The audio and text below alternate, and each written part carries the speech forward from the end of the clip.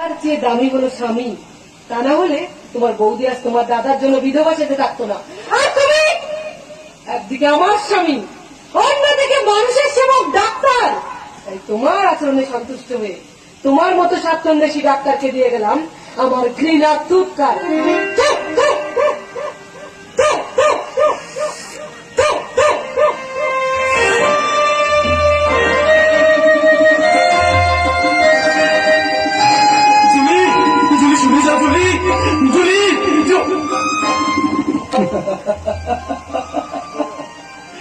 শেষ হয়ে গেল আমার সবকিছুই শেষ হয়ে গেল।